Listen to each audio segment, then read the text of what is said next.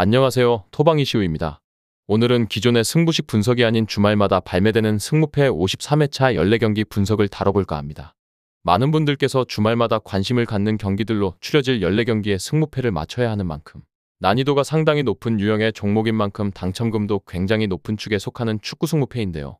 모든 경기들을 한 번에 다루기에는 너무나도 많은 시간이 소요될 전망이라 두 번의 영상으로 나누어서 분석해보기로 했으며, 영상에서 경기마다 세세한 내용까지 말씀드리기에는 너무나도 많은 시간이 소요되고 매 시간마다 변하는 배당으로 인해 변수들이 생길 수밖에 없기에 여러분들께서는 발매가 끝나기 전에 분석방에 오셔서 모든 검토를 마친 최종적인 선택지와 주력 조합을 받아보시는 것을 권장드리면서 오늘의 승무패 53회차 7경기 분석 지금 바로 시작해보도록 하겠습니다.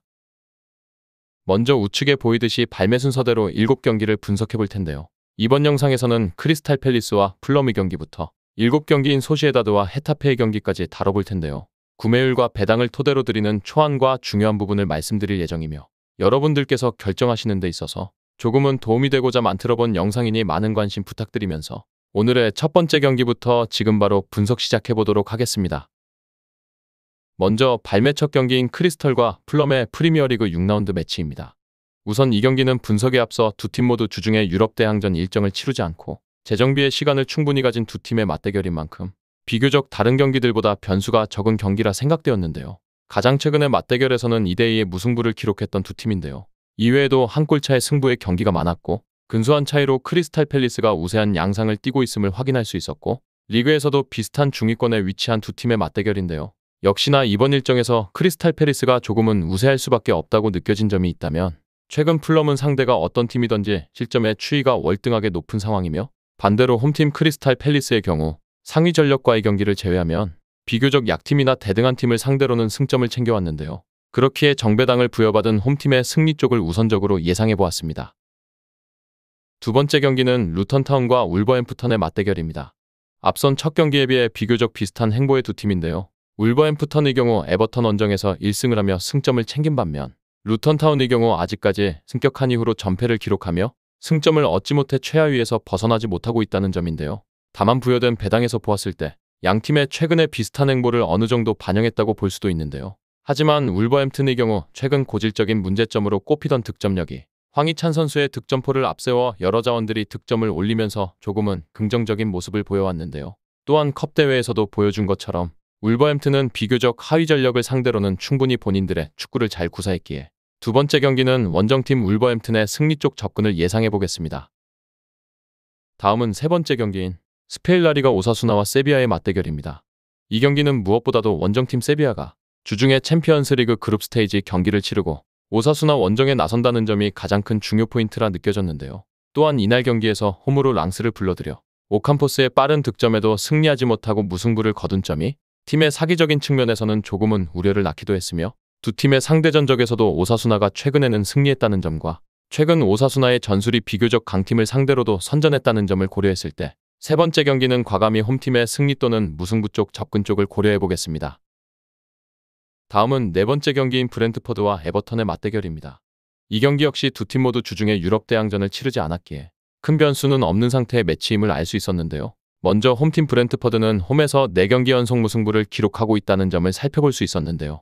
또한 에버턴 역시 최근의 행보들을 살펴보았을 때 직전 일정 아스날전 패배를 시작으로 리그에서 아직까지 승리가 없는 상황인데요. 뿐만 아니라 주축 공격진의 부진으로 5경기를 치르면서 2골을 기록하며 9골을 실점하는 추이를 보았을 때 이번 일정에서도 결코 브렌트퍼드를 상대로 승리하기란 어려워 보였으며, 어느 정도 역배당을 부여받을 만한 근거가 된다고도 느껴졌으며, 네 번째 경기는 홈팀 브렌트의 승리와 무승부의 가능성까지 고려해보시는 것을 권장드리겠습니다.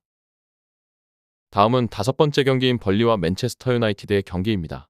이 경기는 벌리의 경우 주중에 일정이 없었고 맨유의 경우 주중 챔피언스리그 미네넌전 경기를 가졌는데요. 역시나 체력적인 이슈가 존재할 가능성이 있을 뿐더러 그나마 긍정적인 부분이라면 미넨을 상대로 호일룬과 카세미르의 득점포가 터지며 경기 종료 직전까지 상대에게 저력을 보여주었다는 점이라 볼 수 있었는데요.